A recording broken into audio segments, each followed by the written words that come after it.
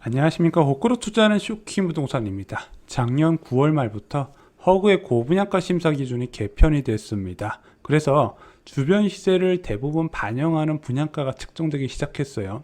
그때부터 시행사는 한 놈만 걸려라 분양가를 책정하기 시작했다는 거죠. 그런데 지금 부동산 시장 상황이 굉장히 많이 달라졌잖아요. 이런 달라진 상황을 파악 못한 시행사가 서울에서 미달 사태를 만들어냈습니다. 오늘 내용 청약자한테 굉장히 재밌는 소식일 겁니다. 영상 전에 구독으로 인생을 바꾸시기 바랍니다. 서울에서 정말 오랜만에 분양이 나왔습니다. 올 4월 힐스테이트 세운 센트럴 이후에 그동안은 나홀로 아파트만 간간히 분양했다가 그나마 넣어볼 만한 청약이 나온 거예요. 그래서 실수요자들이 좀 관심을 가졌습니다. 일단 행정구역이 서울이라는 거, 그리고 7호선 천왕역 초역세권이라는 부분, 게다가 나홀로 아파트도 아니었기 때문에 야, 서울은 나홀로 아파트만 나오냐, 제발 아닌 것 좀 보고 싶다, 이런 청약자도 있었어요. 그러다 보니까 사람들이 많은 관심을 가지고 이 분양의 입주자 모집 공고가 뜨길 기다렸죠. 하지만 분양가가 공개되자 청약자들은 바로 외면을 해버렸습니다. 자, 분양 커뮤니티에 댓글도 많이 없더라고요. 자, 왜 그러냐? 전용 84제곱미터 기준으로 약 11억 정도 수준이 책정이 된 겁니다. 쇼킹 부동산에서 그동안 청약자는 두 가지를 보고 청약을 넣는다 말씀을 드렸죠. 자, 먼저 천왕역 모엘과 트레뷰는요, 7호선 초역세권이 맞아요. 역세권 정비 사업을 통해서 공급되는 주택이었습니다. 그래서 서울시에서 용적률을 굉장히 많이 받아서 주택을 많이 지은 케이스예요. 좁은 면적에. 자, 그러면 인근 시세를 한번 보겠습니다. 자, 천왕 연지타운 2단지라고 있습니다. 2014년에 완공된 1000세대의 대단지 아파트예요. 여기가 전용 84제곱미터가 9억 정도의 금매가 나와 있습니다. 또한 천왕 이펜하우스 3단지도요, 전용 84제곱미터로 9억 정도의 최저 금매가 나와 있습니다. 자, 그런데 인근의 1000세대 대단지 아파트가 9억 정도 시세가 형성되어 있는데 11억 원에 분양한다고 솔직히 매력적이진 않죠. 왜냐면은 일단은 분양가는요, 주변 시세보다 무조건 싸야 되는 거예요. 무조건 싸야 돼요. 왜냐면은 얘는 수백 세대를 한꺼번에 털어내는 과정이잖아요. 그냥 어쩌다 한 건에 금매를 처리하는 것과 다르게 주변 시세보다 확실히 저렴한 부분을 부각시켜서 완판에 집중을 해야 된다는 거죠. 그런데 오히려 더 비싼 느낌이 있다는 겁니다. 야, 얘는 2014년, 2011년 거의 10년 정도 지난 아파트와 비교하는 게 무리가 있지 않냐? 아무리 그런 식으로 비교한다 하더라도 일단 대단지 아파트 프리미엄도 감안을 해야 되고요. 또한 연식 감안해봐도 제가 볼 때는 10억 이상 보기 어려운 부분이 있었어요. 자, 두 번째 요소는요, 바로 향후 주택가격 상승에 대한 기대감입니다. 주변 시세랑 차이가 없더라도 현재 주택가격이 오르는 시세면 청약자들이 넣을 수가 있어요. 문제는 지금 수도권 아파트 가격이 10년 만에 최대 낙폭으로 뚝뚝 떨어지고 있는 상황이라는 거죠. 저희가 시세 분석에서 말씀을 드렸죠. 굉장히 많이 급락을 하고 있습니다. 주택가격 상승 기대감이 제로에 가까워요. 그 상승을 반복적으로 주장하던 전문가들도 내년 상반기까지는 답이 없다고 이야기를 할 정도예요.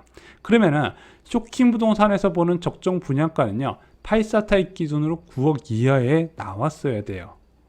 자, 하지만 이 시행사는요, 다른 전략을 선택합니다. 바로 하나 포레나 미아나 칸타빌 수유 팰리스 전략을 세운 거죠. 최대한 높은 분양가 측정 후에 한 놈만 걸려라 하는 전략이라는 겁니다. 자, 왜 이런 전략을 선택했을까요? 자, 이미 3차 무순위 접수하고 4차도 예정되어 있는 하나 포레나 미아, 여기 청약 결과가 나쁠까요? 이미 424세대 중에서 74세대가 남았습니다. 82%의 계약률을 보이고 있어요. 그러면은 회사 측에서는 분양가를 낮출 계획이 없다. 이게 나는 근거가 있는 자신감이라는 거예요. 완공 전까지만 계속 이런 식으로 팔면 된다는 생각을 가지게 된다는 거죠. 자, 하나 포레나 미아 분양 당시엔 고분양가 논란이 있었거든요. 근데 일반 공급 328가구 모집에 10배 넘는 3,505명이 지원했습니다. 특별 공급은요, 96가구 모집에 3,463명이 지원했어요. 그러면은 이런 고분양가 전략이 시행사의 이익 극대화에 부합을 한다는 거죠. 칸타빌 수요 페이스 역시 비슷해요. 이미 10번의 무순위 접속 공고를 했다고 사람들이 많이 비꼬긴 하지만 216세대 중에서 26세대밖에 안 남았어요. 87.9% 계약률을 보이고 있다는 거죠. 물론 최초 공급 분양 공고 대비 15% 할인 분양을 하긴 했지만 저는 이렇게 생각해요. 이 사업장에서 받을 수 있는 최대의 분양가를 받은 것이다. 시행사 입장에서는 대성공했다는 거죠. 문제는 앞으로 분양하는 단지들은요, 이런 모델을 따라가면 절대로 안 돼요. 저희가 말씀드렸잖아요. 올해 1분기에 분양하는 아파트 단지들은 천운이 함께 했다고, 진짜 운 좋은 거라고. 왜냐면은 기준금리가 덜 오른 상태였잖아요, 일단은. 그리고 여전히 서울 청약에 대한 기대감이 서울 청약 대기자들한테 있었기 때문에 수요가 고분양가 논란에도 모일 수가 있다는 부분이죠. 왜? 주택가격 상승 기대감도 여전히 남아있기 때문이죠. 자, 그리고 많은 사람들의 관심 속에 천왕역, 모아엘과 트레뷰가 분양을 시작했습니다. 그리고 결과는 1순위 미달 굴욕이라는 기사가 나왔어요. 서울 분양에서 굉장히 이례적인 거죠. 1순위 미달. 자, 먼저 청약 경쟁률을 좀 세부적으로 살펴보겠습니다. 일단은 2순위 기타 지역까지 접수를 해서요, 134가구 모집에 208명이 지원했습니다. 자, 일반적으로 청약 경쟁률 5대1 이하에서는 미분양이 발생한다 말씀을 드렸는데, 이 정도면은요, 제가 볼 땐 초기 계약률 진짜 낮을 거라고 예상이 됩니다. 왜냐면은 무순위 접수를 10번까지 진행했던 칸타빌 수요 팰리스요, 일반 공급 기준으로 145가구 모집에 933명이 접수를 했거든요.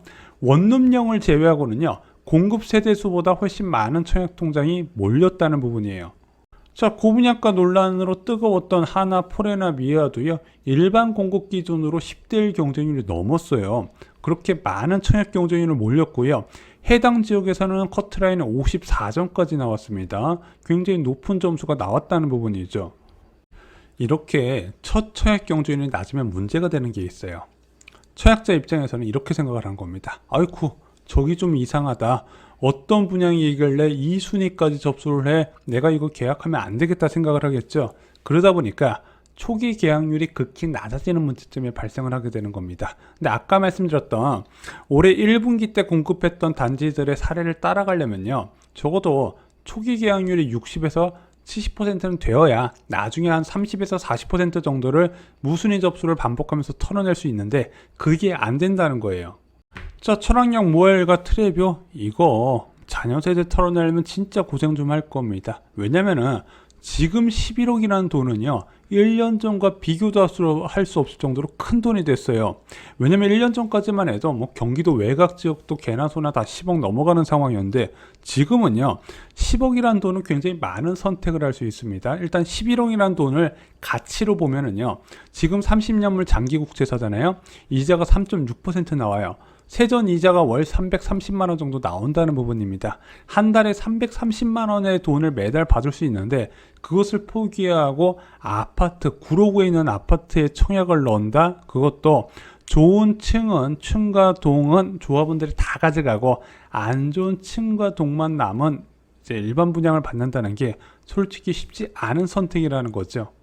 쇼킹 부동산은요, 청약자분들께 이런 기준을 권해드립니다. 두 가지 기준을 좀 챙기셨으면 좋겠어요. 첫 번째는 분양가 상한제 기준이 아까처럼 허그의 고분양가 심사 기준이 아니라 분양가 상한제 적용 주택이어야 된다는 거죠. 이 분양가 상한제 주택은 공공택지에도 있고 서울에도 있습니다. 자, 수도권 지역에 300개 넘는 동이 이 분양가 상한제 적용 주택으로 나오게 되는데, 아마 올해 연말부터 내년 초에 좀 본격적으로 나올 것으로 예상이 됩니다. 또 하나는 3기 신도시보다 서울에 멀지 않았으면 한다는 부분이죠.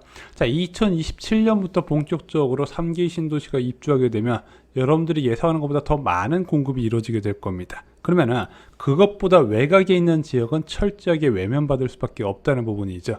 지금은 좋아 보여도 나중에 보면 아닐 수가 있다는 겁니다. 이 두 가지 기준으로 여러분들이 청약 전략을 세우시는 것을 권해드립니다. 여러분들 청약 갈아서 하셔야 됩니다. 지금 부동산 시장에 적지 않은 변화가 나타나게 될 겁니다. 그런 폭락에서도 살아남는 분양들이 분명히 있다는 부분이죠. 이와 관련된 공급 정보와 당첨 꿀팁 저희가 쇼킹 부동산 2 청약 가부에 총정리해 두었습니다. 지금 같은 상황에서 여러분들이 당첨이 될 수 있습니다. 청약통장 이번에 꼭 활용하시기 바랍니다. 이상으로 영상 마치겠습니다. 좋아요, 구독, 공유 꼭 부탁드립니다. 감사합니다.